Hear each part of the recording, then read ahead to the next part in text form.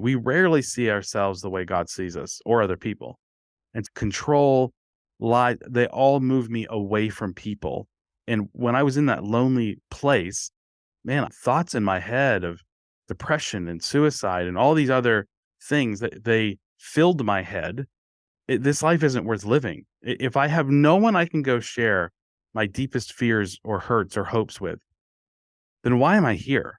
Like I had the things that the world told me I should have. I had wealth. I had a business that I had built. I had all these successes that the world calls successes, and yet utterly alone and isolated. And it was the worst. And so I have to fight toward that. And that means I have to give up control.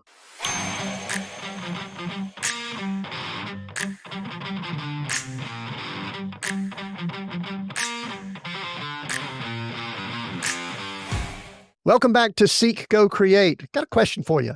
Are you struggling with finding purpose in your work or building a business that truly impacts your community? If so, today's Seek, Go, Create episode is definitely for you.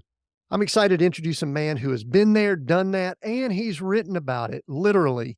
Meet Chris Meroff, a CEO, founder, serial entrepreneur, and a USA Today and Wall Street Journal best-selling author with a career spanning over 25 years. Chris has his fingers in numerous pies, from hospitality and farming to medical and community development. What makes Chris stand out is his devotion to shattering the old paradigms of leadership that often breed a culture of isolation and disengagement. Through his venture, DCX Community, and his own podcast, The Table Network, Chris fosters authentic community and deeper relationships for business leaders. His upcoming book, The Empathy Revolution, we'll be talking about that, dives deep into this very philosophy. I love that his mission aligns so well with what we aim to do here at Seek, Go, Create. We're both out to redefine success and help others lead with purpose. Chris, welcome to Seek, Go, Create. Thanks for having me. I am glad to have you here too. And you're coming to us from Austin, you said? You bounced between Austin and Maine? Texas. Austin, Texas. That's right. Yeah. Awesome. It's great to have you here. Let me fire away my first question. We just bumped into each other. We meet somewhere. I don't know where. Yeah. And we just give our names or whatever. And I say, Chris, what do you do? What's your answer when somebody asks you that?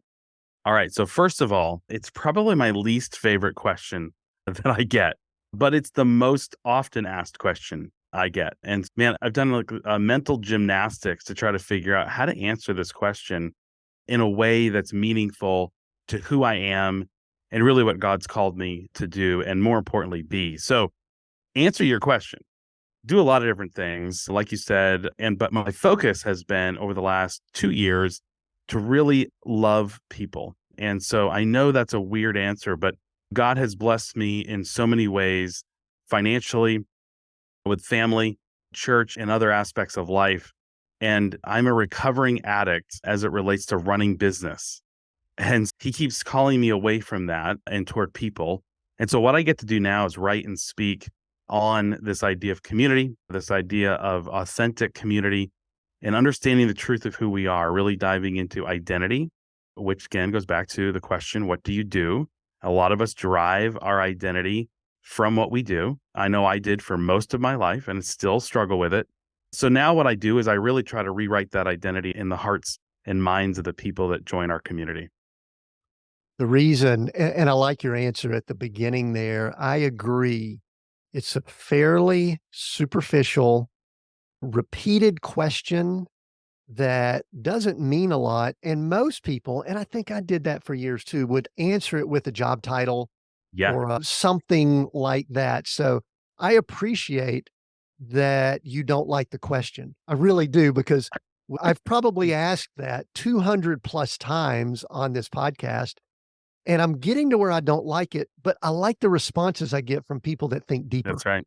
Because really, it's the better question, I think, would be, what's your assignment or your purpose? But I don't know if I want to dive into that deep end immediately.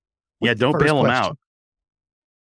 Hey, but let me do that in the second question. So what is your assignment in God's kingdom? No, you already said that. You help people with identity and things like that. But I do, there's something that you mentioned that we'll go ahead and maybe dive in the deep end right here. You mentioned that you had, I think you called it an addiction, and it was an addiction. I think in your bio, it says something about a serial entrepreneur. Yeah. And with my background being very similar, I usually think the same thing when I see that. I go, okay, this is someone who is just either searching or looking for something, or they're addicted to more, which sometimes that might be what Yeah. it is. Tell me more about that addiction and how you broke it, because I think you're not the only one that has had that. Absolutely. So my addiction, if I were to really boil it down to its base form, is that I am addicted to tomorrow. And so my problem is being solely focused on the future that I really had a hard time understanding how to be present. And so that's really the root of my addiction. And that just played out in work because that's something I could, again, in air quotes, control. It was a company that I would start, a product that I could make, a service I could offer.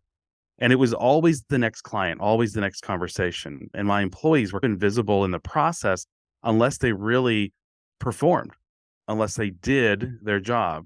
And so that's really, I think, the root of my addiction is, again, being addicted to tomorrow. Interesting, because I've always said with myself I was addicted to the future, but that's very similar to being addicted to tomorrow. And I had a great Yeah. conversation sometime back on the podcast with someone who had served time in prison, and they were very wealthy, and they had, anyway, insider training, some stuff like that. But during the conversation, we both came to the realization that we were addicted to more, Yeah. which is That's right. related. It may be slightly different. Yep. Yeah. Thankfully, the more for me was a bigger, grander vision of the future. And so it took shape in different ways. And thankfully, again, God doesn't, or I haven't got the call to get bigger homes and more cars and those kinds of more, but a bigger, grander vision that I want to live in. And so having a real growth mindset and having this idea of what could be, it really drove a lot of, and it continues to drive. It's not like I've fully recovered here. I'm continuing to struggle with that because tomorrow is so much more appealing to me than what I'm having to deal with today. And that you asked the second half of the question on the last question was, how did I get out of it? I'm so thankful that I had a real crisis of identity. And that's how I was able to recognize my addiction. And I moved to Austin in 2011, grew up in New England, and I had been in my family's business for 15 years and went through a painful separation or divorce from the family business, basically asked to leave. And at the end of the day, my future thinking and my parents' retirement thinking were not aligning. And basically, hey, Chris, here are some contracts that we have in Texas. We know you love that market. It's a big growth potential. Can you please leave and go do that and leave and let us just retire because you're driving us nuts with all this risk and growth. And moved here in 2011 to build a business. And I recruited 3 people that are close to me and said, "Hey, look, we're gonna crush this thing." 4 years in, I'd grown from 3 employees that I felt like I hoodwinked to get here to now 70 employees. And we went and had our Christmas party, a company Christmas party, and between the 70 employees and all their significant others, there's well over 100 people at this Christmas party. And I remember saying to one of the guys who helped me start the business 4 years earlier, I'm like, "Look at what we've done." In fact, I called him on the way home that night and was like, "Dude, look at what we've been able to pull off. This was a special night." The very next morning, that same guy, Jason, put in his 2-week notice. And I had recruited him out of the ministry to help me start this company. And I knew at some point he'd go back into the ministry. He's just a pastor at heart. And so he was called to be a pastor up in Colorado Springs and had been on that journey for 9 months, but didn't tell me anything about it.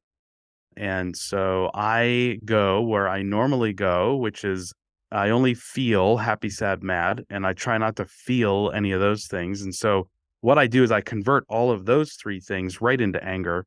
And anger is my comfort space. It's the my I call it my safety shelter. And if I'm angry and loud and in control, and again, in control of the situation, it's when I turn to anger. And I just really struggled with why he would betray me like that. And that's probably my deepest fear in life is that somebody would betray me. And so I convert every behavior that everybody does that I don't like into some kind of betrayal. I had been on this journey with a discipleship pastor from my church of empathy. I did not grow up in a home where empathy was modeled for me. And so empathy just really represented kind of weakness. Or, hey, if you're in leadership, you need to show up strong and confident, and you need to be a problem solver. You need to be absolutely amazing in managing crisis. And so, this idea of empathy, I would tolerate maybe those conversations at church. That's one thing. At work, absolutely not. With my kids, no way. And with my wife, no. There was this side of me that was opposed to empathy. And so, I remember this discipleship pastor for years leading up to this, he kept saying, mourn with those who mourn, rejoice with those who rejoice. And I would say that I started to develop a muscle that I could be empathetic. So somebody could come to me, and my first response wasn't my natural response, which was, hey, here's how you fix it, and don't have to feel the way that you feel currently. That never worked, of course, with my wife or anybody else. They just wanted to not feel alone. And all I wanted to do, again, was run away from all emotion. And so I started to get a muscle, but what I realized was that I am not going to ask for empathy at all, ever. That's not what I'm called to do. I'm called to be strong and confident for the people that I love and care about. And so right after Jason left, I met with the same discipleship pastor, and he started the meeting like he did every meeting, which is, Chris, how you feeling? And I reverted right back to fine, good, and okay. Those are fantastic words. If you don't understand empathy or emotion, those are my favorite words to say, fine, good, or okay.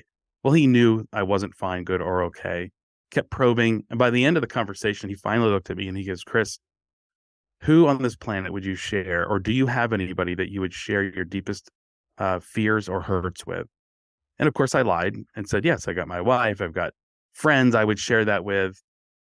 And on the way home that day, I'm in the car and I, again, am raging mad at Donnie, my discipleship pastor, for asking me that question, for probing and poking, mad at Jason for leaving, for betraying me, mad at God. I've been a good boy. I've been trying to do things the way that you wanted me to do. Why are you doing this? And I just remember getting angry at traffic and angry at everybody as I'm driving home. And I realized that I was in a prison of my own making. That because I had not been vulnerable with one human being, that nobody actually knew me and I didn't know me. And for the first time as an adult at 42 years old, I wept. And I'll be honest, it's been now 8 years and it feels like I haven't stopped weeping for the pain that gets caused when you bottle up the gift of emotion that he's given us, which is really a way that we can as human beings connect. And so that was my crisis. And it took me another 12 months to figure out what this was going to look like. I'd say for 9 of those months, God and I agreed to disagree about the next steps. But that's how this whole thing came to life for me. I appreciate you sharing that because it gives me about 12 different places to go from here, which I love, by the way. But because there's some words that keep jumping out. You mentioned at the beginning some alignment that you had with your family, which I think is a book you wrote shortly after that.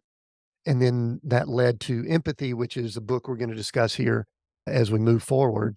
So we have alignment and empathy, but there's a few things that I've really got to address with this situation before we get to that. Well, Absolutely. I want to talk about the book and things like that, Yeah. but this process is something that keeps coming up over Mm. and over again, Chris, especially with what we're doing here at Seek Go Create, because we press in. We're not like hustle culture, everything's great, success equals whatever, however you define success. Usually it's, I joke sometimes about the ballers on YouTube with their cars and houses and all that. Exactly. I live in an RV, okay? Yeah. It's Yeah. like things are a little bit different here. So there's a few things that I want to ask about that I think are important to this.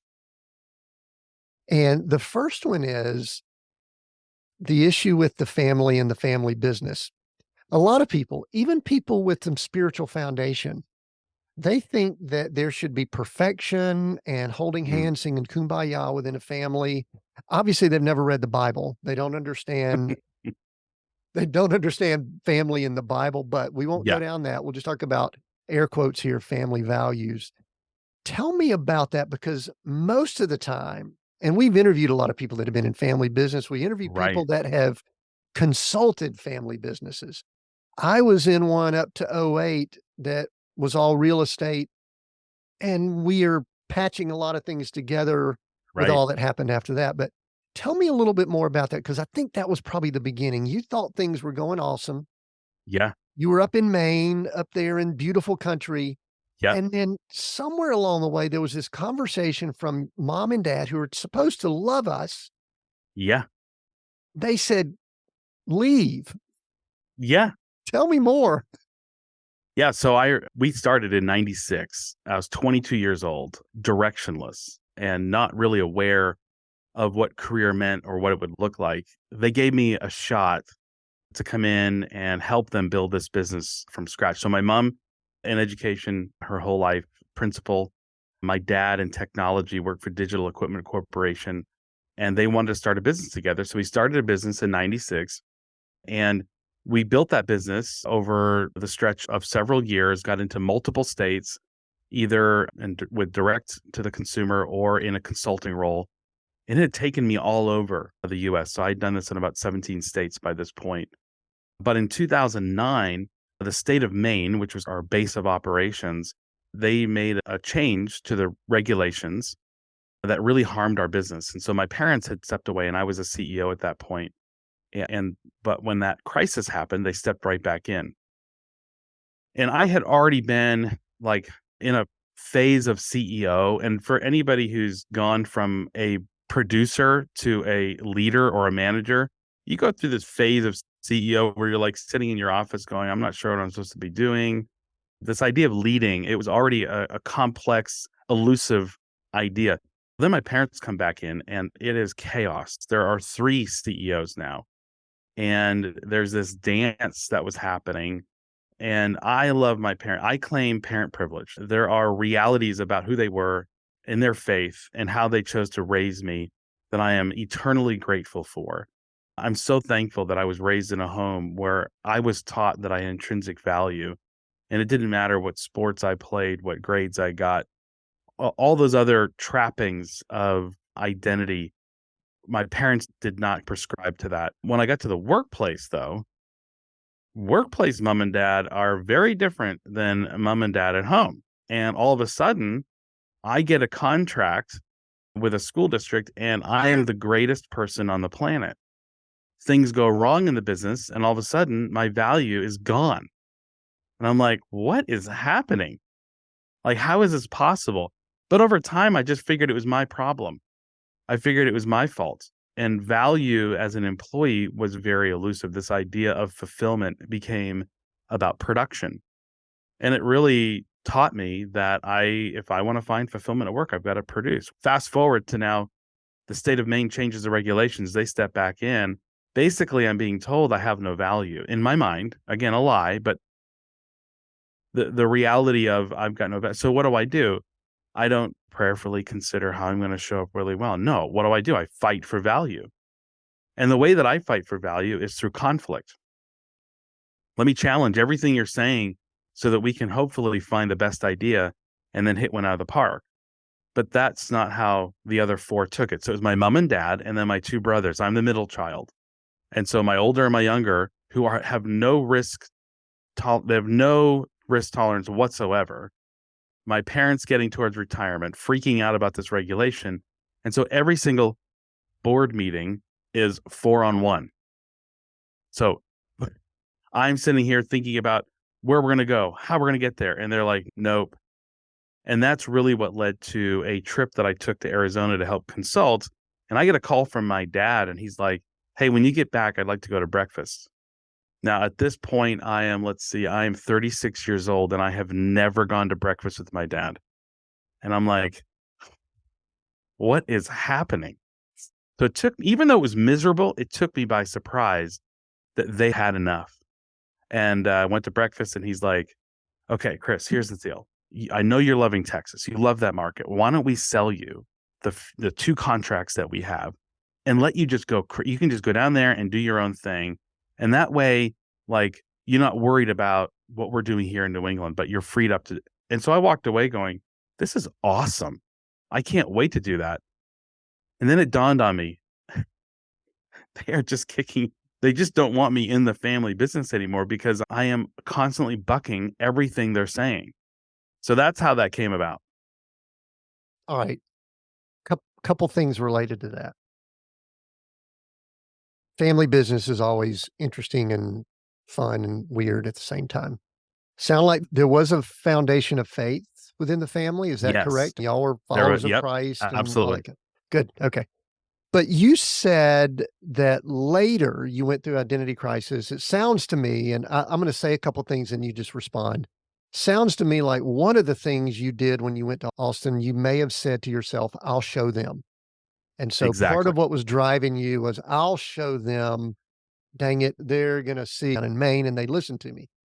However, it seemed like you hit some walls or the Lord put some walls in front of you or something happened, and it started leading you down this path because this is what tell me if I'm right or wrong here. There was the alignment Yep. theme early on when you came. We need to be aligned, which is code word at times for I really do wish people would do what I tell them to do. You That's could right. argue with that in just a second. Yep. But now it's more empathy. So I say all that. This is the question, but you could respond to whatever I just said in whatever way you want. Yeah. What if you had the empathy you have now in 2009? Yeah. What would that look like? So just respond to whatever you want to there. I just was having fun Yeah. with all that you just said. No, I love it. And the empathy part of it with my parents would have been to truly understand their fears, understand what conflict how they feel about conflict. This is part of this idea that it's my job to make sure that the people who interact with me feel known, heard, and valued. And this idea of being known, and we dive deep into concepts that talk about personality and whatever personality test you're comfortable with. The goal being, I'm going to leverage that to understand you better. And so that I don't just judge your behavior, but I understand what's driving the behavior.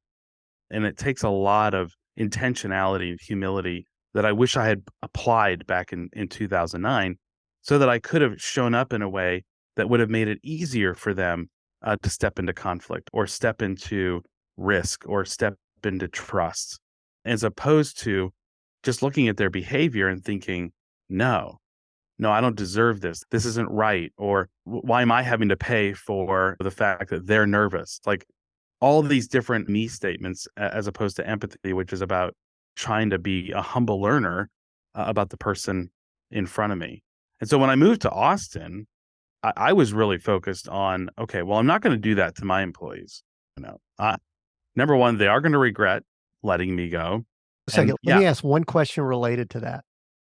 I'll just blurt it out and you could share it. Did you think that they would continue succeeding after you left? Or in your mind, did you have this thought of, they're not going to make it without me? exactly. No, they had no Because shot. that was me when we went Oh, through this yeah. stuff. I went, man, not only am I going to go show them, which I didn't, by the way, it got ugly in some ways for me personally. And they just Yep. kept clicking right along. And you know what? They did fine without me. Yep. Yeah. What? Yeah, that was my thought is like, you guys are screwed without me. I'm the driver of this whole thing. Yeah, the over importance. And that really, and I'll play up that concept here in a minute when I talk about the empathy revolution. But the reality of coming to Austin was to prove 2 things. Number one, you should have stuck with me. Number two, I'm never going to run an organization by which people had to question what their value was. Like, I'm going to show up in a way that we give everyone a clear direction on where we're going. And those were the early days of alignment in the first book that I wrote. However, it didn't really come to fruition. And there's a component of this that I'll lead into. When I moved here, I was extremely client centric. And I thought that's what really the hallmark of a great company would be.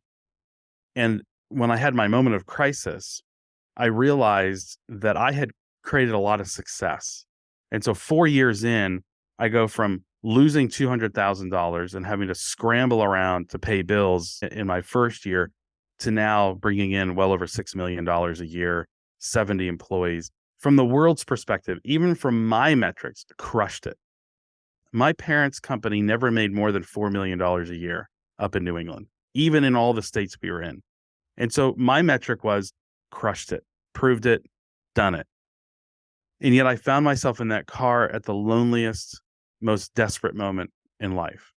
And so this idea of success, of where we are in relation to the world, it taught me a valuable lesson that I had to sell my soul to get to that point. And the soul being the people that I ignored along the way. And so this idea of alignment really came to fruition during those 9 to 12 months of wrestling. And it was like, okay, this isn't alignment for client sake. This has got to be alignment for employee sake. And so I shifted away from client centric and into employee centric. And that's where the business took off. And we were doing in around $7 million a year. And by 2018, 3 years later, $21 million a year. Okay, so the alignment component, and God was like, okay, here's the deal.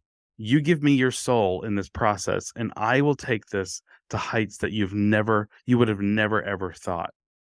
And so he helped me engage with people through vulnerability, through alignment, in a way I'd never connected before. And that's when he was able to say, okay, you do your part and I will do mine. And I had people showing up in ways they had never shown up before.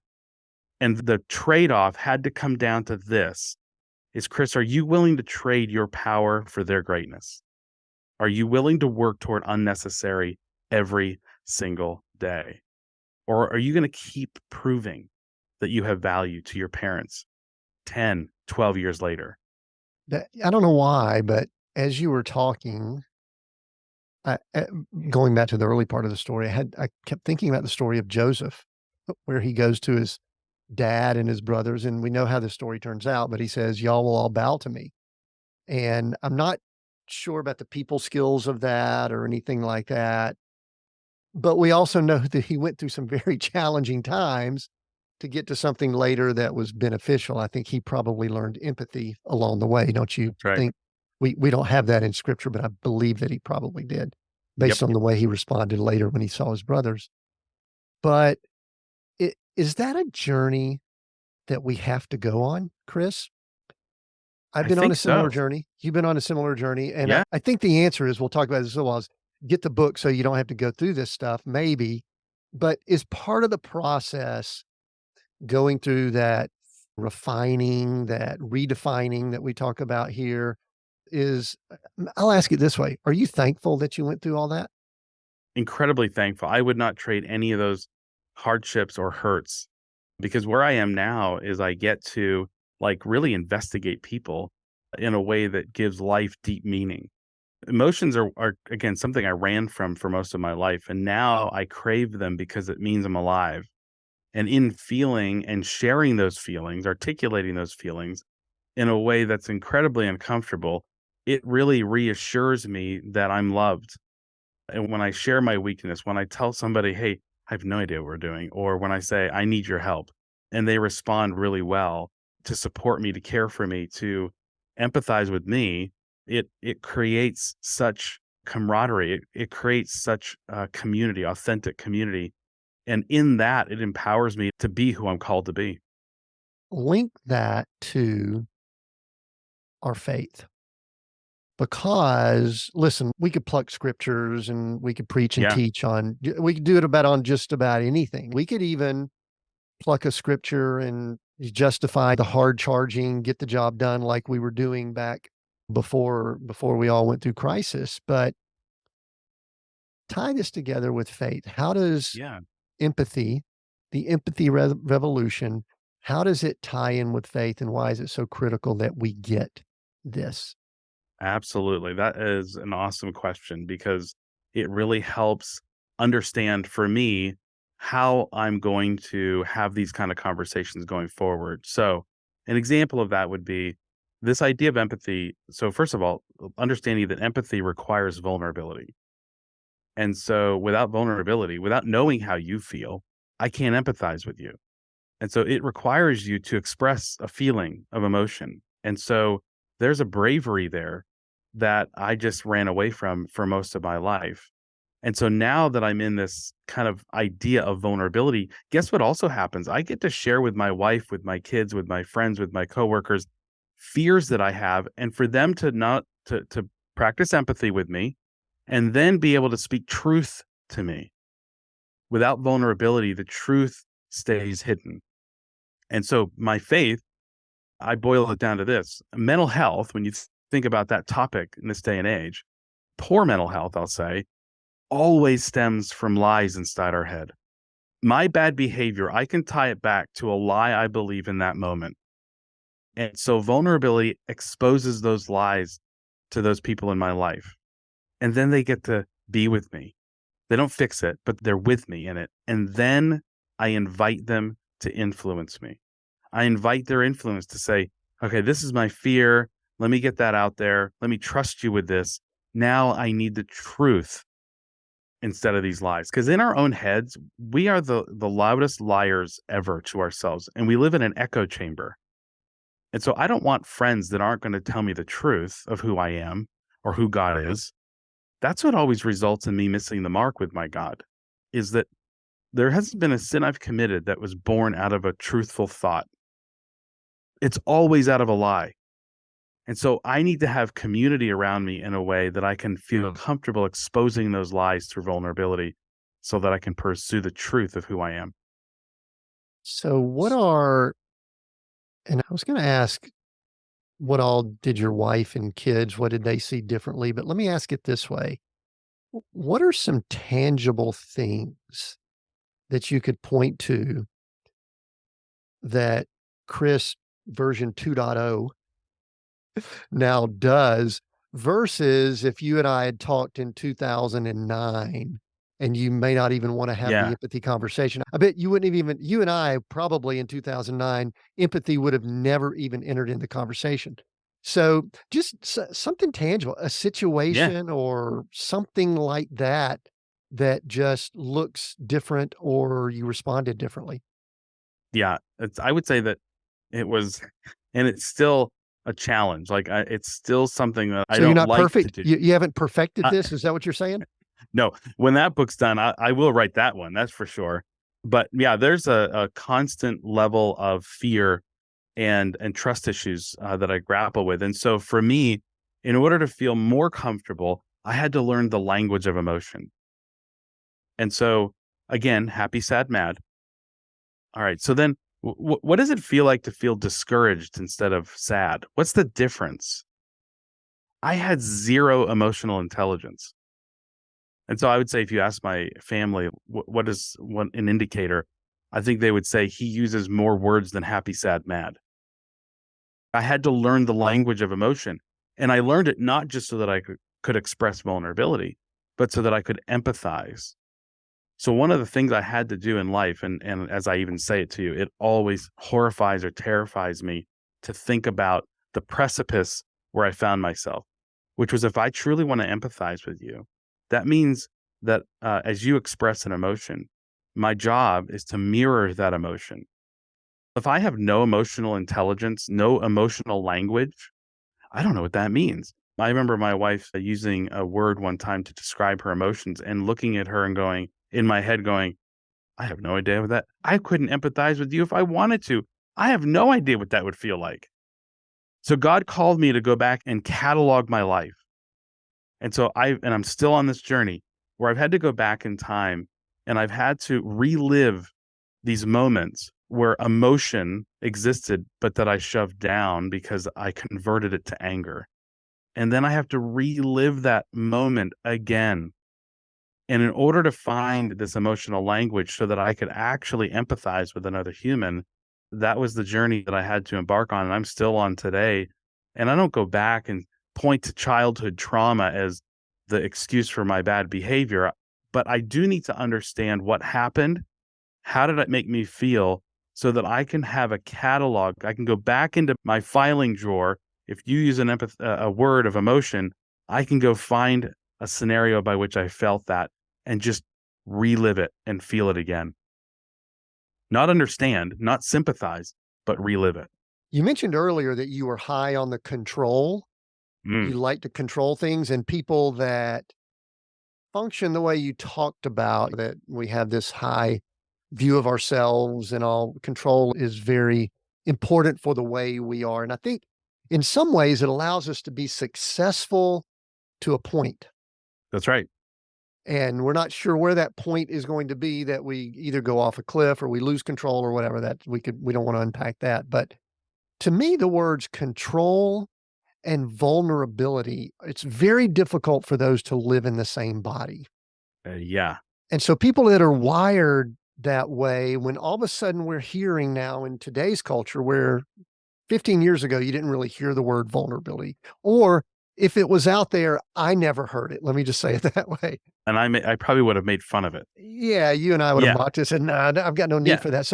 So how then are you reconciling, especially in your business and all the projects you've got? I don't know if we'll have time to get into a lot of things you've got going on, but all the things you have going on, how are you reconciling this vulnerability that obviously leads to empathy and all?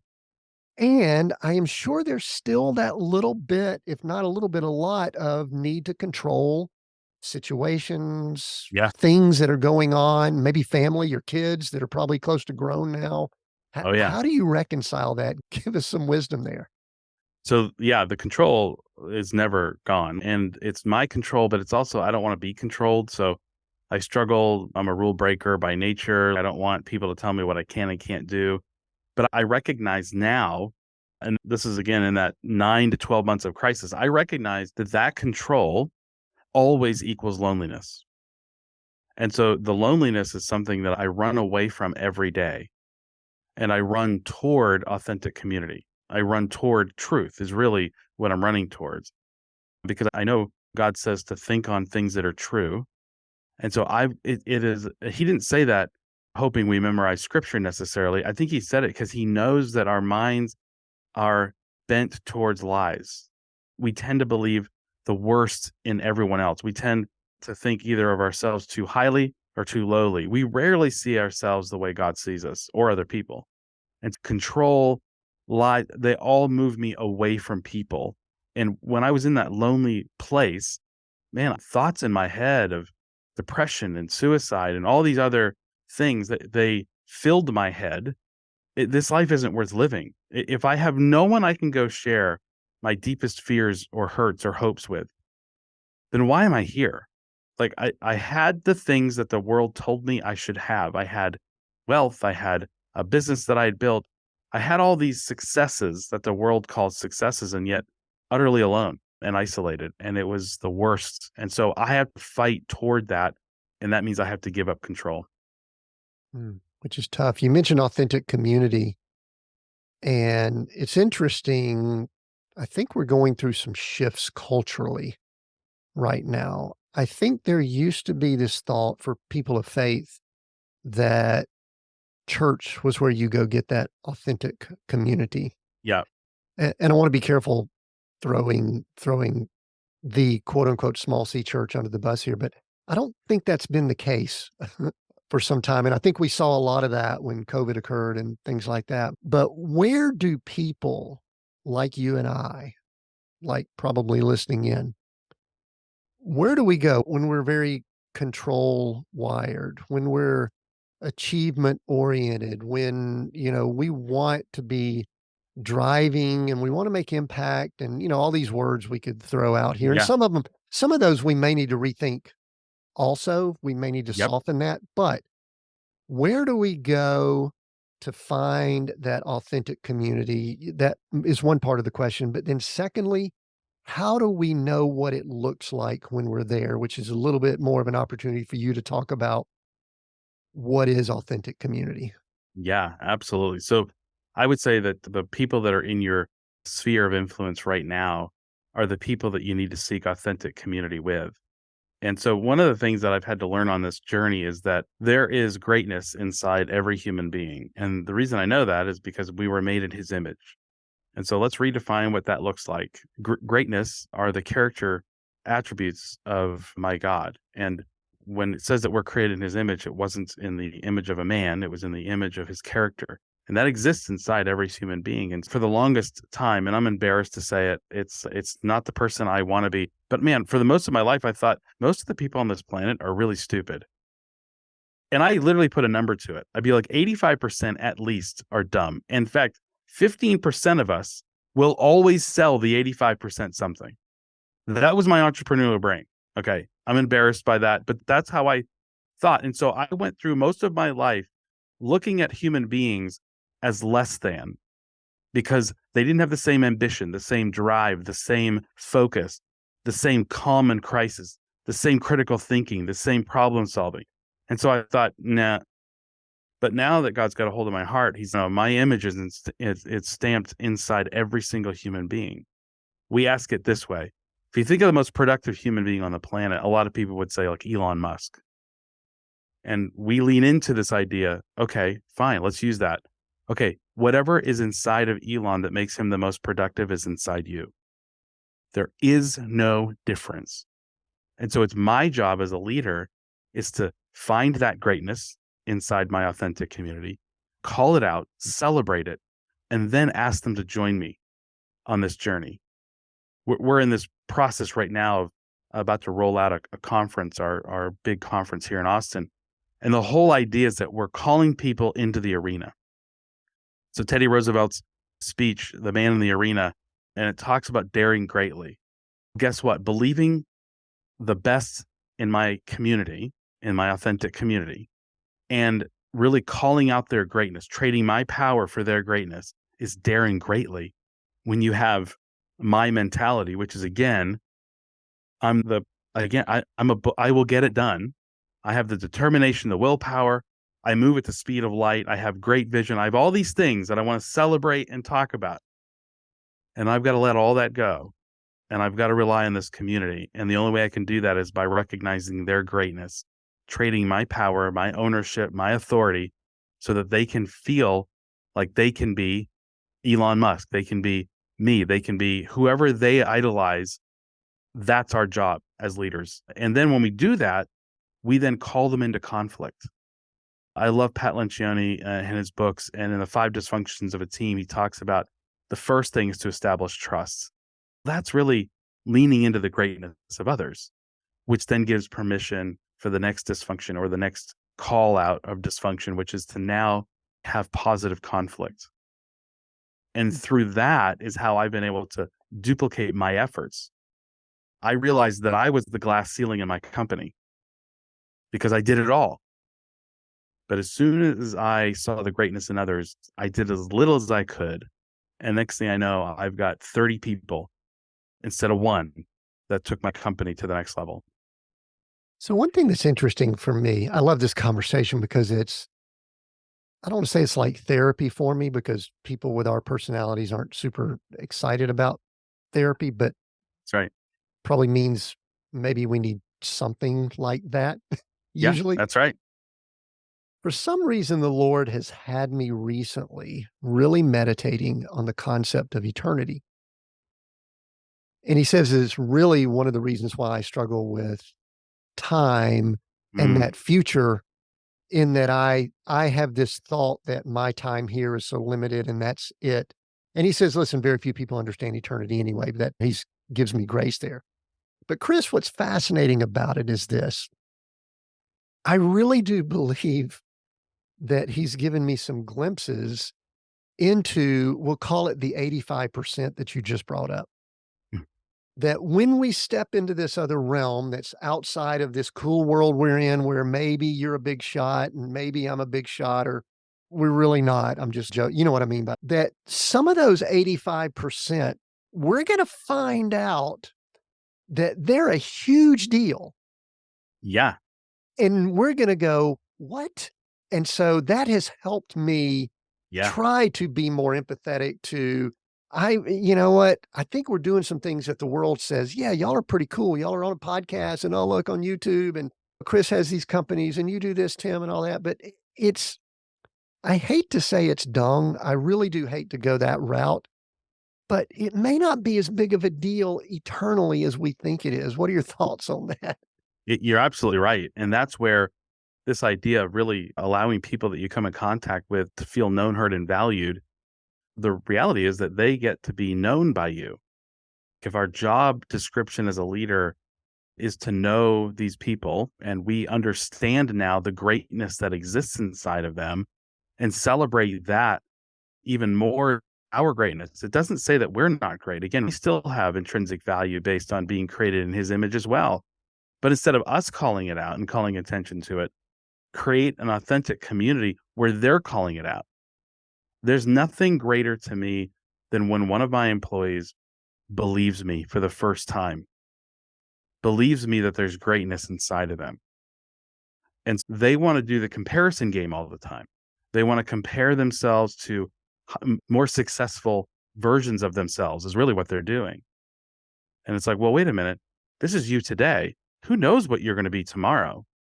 I guarantee you, though, you're putting a glass ceiling on yourself if you don't believe who you really are and who you are made to be instead of what you're made to do.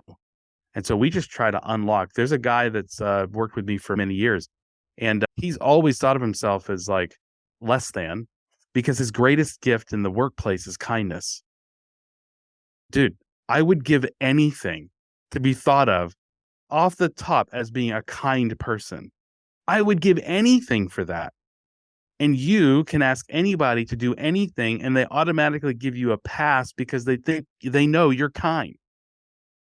Man, if you took those words that we in the workplace kind of think less than, and we put that in front of the word leader, okay, Kyle, you're a kind leader. That doesn't seem like that sucks. You're a compassionate leader. You're a patient leader. Like all these things that I just thought had no value to me because I was so like, okay, this future's coming. We're going to make it happen. That I lost track of what it was going to be like for the people to be on the journey with me. And yeah, people get, I think, especially in the workplace, we get this off kilter perspective of these soft skills or human skills, or more appropriately, God skills that exist inside of us that we can give to the people that we're called to lead. Mhm. And so that's the thing I would say has been, and it keeps propelling me forward to discover the greatness in people. We're about to do this afternoon a Zoom interview with 10 A&M, Texas A&M college students to be interns.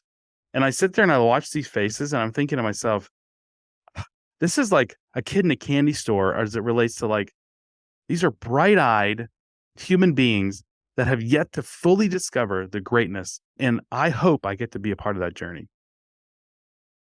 Very cool. You brought up the word earlier, comparison, which triggered something in me. We're social media and everything we do. And I guess the workforce, when you work with people, causes that. But I like the tagline from the Empathy Revolution. It's a good segue for us to begin discussing it. Practical wisdom to combat organizational and social loneliness. Mm, Now, what's interesting is that we are, air quotes again here for those that might be listening in, I'm air quoting, we are more connected, I'll call it digitally, to yep. people. And we've got 3,000 friends on LinkedIn or Yeah. connections and 4,000 on Facebook or whatever. But yet we have, and the studies show we have one of the loneliest That's right. groups of people. And you even talked about it back when you went through your crisis. How does that tagline, let's start talking about, I want you to unpack for us some things related to the empathy revolution. Why is that word loneliness in that tagline? Because people shouldn't be lonely, but yet they Yeah, are. that's right. Yeah, they have access to greater connection than ever before in human history. And yet, as we have more connection at the surface level, it drives us into more loneliness. We're made in a way in our humanity where comparison, jealousy, envy, all these things tend to drive us towards like understanding what we don't have or what we're not. And in that, we get into it, like I said before, like an echo chamber in our own mind around starting to believe those lies. I'm about to take the stage at this conference, and there are other speakers at this conference who I have looked up to and idolized for a long time now. And I'm battling in my own head this lie of comparison that says, goodness, you're going to look like an idiot up there compared to these other people. And what tends to happen is if I don't express that to anyone, if I don't ask for empathy through vulnerability, then that lie becomes more and more believable because the only thing that I hear is that you're not good enough. You're not good enough. You're not good enough. What are you doing? Who do you think you are? And so if I don't express that and let other people speak truth into who I am, man, that loneliness it's like a virus that takes over and it controls my actions. And I was sharing with somebody today, I'm like, hey, if I don't have this conversation with you, then the thing that I fear the most comes to truth if I don't overcome that fear through vulnerability. So I said, the number one way for me to look like an idiot up there is to think I'm going to be an idiot up there. And so I've got to speak that out into the universe so that the people who love me and care about me and know me, they can speak truth into me. They can remind me that I'm a guy who speaks his mind, who speaks out of passion. And it won't matter if I stumble over words. It won't matter if I deliver it in a way that's not as polished as these other speakers. It'll matter to people in that audience because they know you love them. If I don't hear that, it's going to be a disaster. One thing that's interesting, I think I have seen the line up there, and I might let you mention that here. There are probably some very, like you said, well-known speakers and all that, but did you ever think, what if they're sitting there thinking the same thing? Yeah, I know. No, it wouldn't have crossed my mind. No, it's like that. They do it 1,000 times a year. For them, it's no big deal. Again, these are lies that we tell ourselves. And when we do it in isolation, it creates truth for ourselves. We literally convert that to being true, and it's just not. What's interesting is that I am coming more and more to believe that part of our role here on this earth is to prepare our hearts for eternity or the next Mhm. realm and to connect with as many people and help them do the same. That Yes. looks like a lot of different things for different people. Some of us, I think, we're in the business arena. Some people might be in, like you mentioned, Jason, I think that went back to being a pastor. Some of it's church Yeah. worlds. Some of it might be in some places that, boy, the battlefield or something like that. Yeah. But I think the biggest challenge that we have is being disconnected and isolated. Yeah. Because I was just thinking, I'll give you this example. Let's just say there's these group of speakers, 5 or 6 speakers, and let's just say that they're all going through the same thoughts that you are, and none of you ever say anything to each other about it. Yeah. How powerful and authentic it would be if, and I know speakers come and go, they're not there at the same time and all that, but if that group could say, "Hey, listen, I just want to let y'all know I'm pretty intimidated being here," and then they go, "You know what? I am too." And all, but Yeah. I think that authentic community, I don't think we give ourselves enough opportunity No, I agree. to connect. So how can we do it? And then we're gonna get into, I want you to really do a pitch for the book and all of that, but how can we really get into some authentic community? I really do wanna know that. Yeah, I think that you take opportunities to be transparent and real anytime you can. And so for me in conversation, again, it's the anti fine, good, and okay. I get asked questions all the time about how's this going? What's happening with this? How are you feeling? And really stepping into being faithful to truth. And so if I'm not doing well, to say I'm struggling. And there are circles and then inner circles and levels of appropriate vulnerability and all those things that matter. But I think those might be excuses sometimes to not just step out and say, okay, I'm not doing well. I'm struggling. I'm having a hard day. I'm feeling discouraged or I'm feeling sad or depressed, whatever it might be. But to express those things in a vulnerable way that allows people really to step in and offer us some truth. One of the speakers, ironically, on our pre conference call, as we were talking through the book and this idea of loneliness, and he leans forward into the mic, into the computer. He goes, I got to tell you, public speaking and writing, he says, this is an extremely lonely place. So I'm like, let's do something about that. Why don't we create a community of speakers that we can love each other and care for each other in this whole process? And so through vulnerability, I just think great things can happen towards a bond that if you're not really willing to go through this fire, this forge of trust and vulnerability, you're just going to miss out on. That's not living to me. It's risking the emotional well-being for truth. And that really allows, I think, for people to live for the first time. So, truthfully, the reason that this podcast exists, Chris, is because of all that I went through.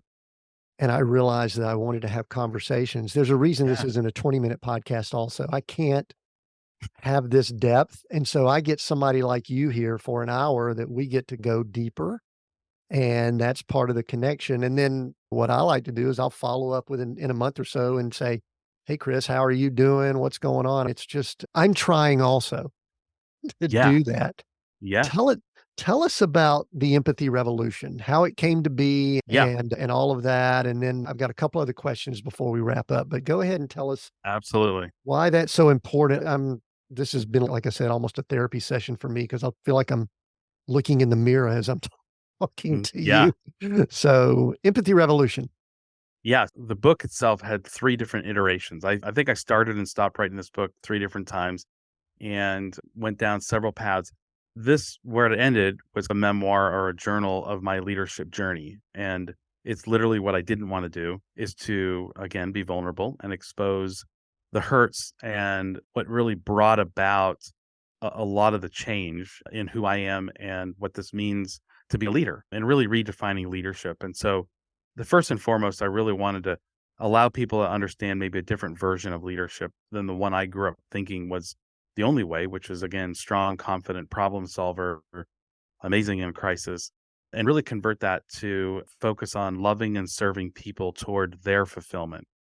And so we break that down in the book to understand the loving each other really is about agape love and this idea of charity and self sacrifice, and then serving one another really to make sure that people feel known, heard, and valued, serving them community, authentic community instead of away from it. And then we really want to wrap it up in that it's toward their fulfillment, which goes through other aspects of Align, the first book that I wrote, which is a more practical, hands on what to do as a leader. And so it's a combination plus a little bit of, hey, here, if you're emotionally unintelligent like I am or was, here are some ways that you can take practical steps. People have said before, oh, you're a thought leader. And I'm like, absolutely not. I'm an action leader. And so in the book, I wanted to have some practical things that people could go do. And so I touch on some phrases that you can learn as a leader to use and leverage in vulnerability. Phrases like, I'm sorry, I don't know, and I need your help. And we talk a lot about how that plays out in vulnerability as a leader so that you again can trade your power for their greatness. The reason that's good, the "I need your help," is people like me, and this may resonate with you. I still find myself saying quite often, "How can I help you?" Absolutely. And my Yes. thought is that's me being empathetic. It's probably still me being in charge and control and things like that. I don't go, "Hey, Chris, man, I really need your help here." No, I say, "Chris, how can I help you?" Yeah. That's like something that comes out of my mouth almost involuntarily at Yeah. times. And that's similar to me. Mine is, what can I do for you? And so for my personality, the reason that comes out is because I believe a lie. And that lie says that if I don't do something for you, I don't have value. I'm not lovable.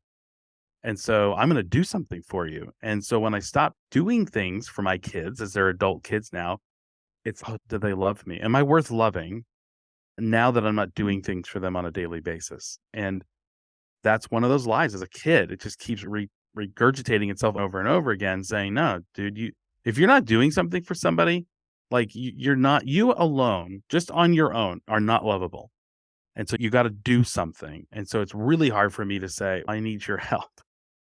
Because I'm not gonna do it, but I need your help to get it done, and that feels disgusting. That feels really gross for me to do, but tell you, it's paid off in relationship and community in ways I could never have imagined.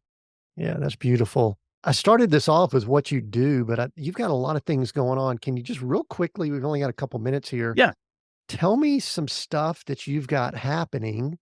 You mentioned the conference, I think the DCX yes, conference and some other, I think you've got some faith-based investing, which is fascinating. Just I a real do. quick blurb or two. We may come back and visit again, but real quick blurb or two, and then we'll Absolutely. start wrapping up. So I own a venture capital firm called Dirigo Capital, And dirigo is on the main state flag, and it's Latin for I guide or I lead. And so what we do, our thesis for the venture capital fund is I basically say it's commerce for kingdom. And so what we want to do is we want to create commerce for kingdom's sake. And the way we do that is by really offering fulfilling employment. And so 72% of the people on the planet hate what they do or who they do it with. So our goal is to reverse that number, is to provide employment to people in a way that they can find fulfillment.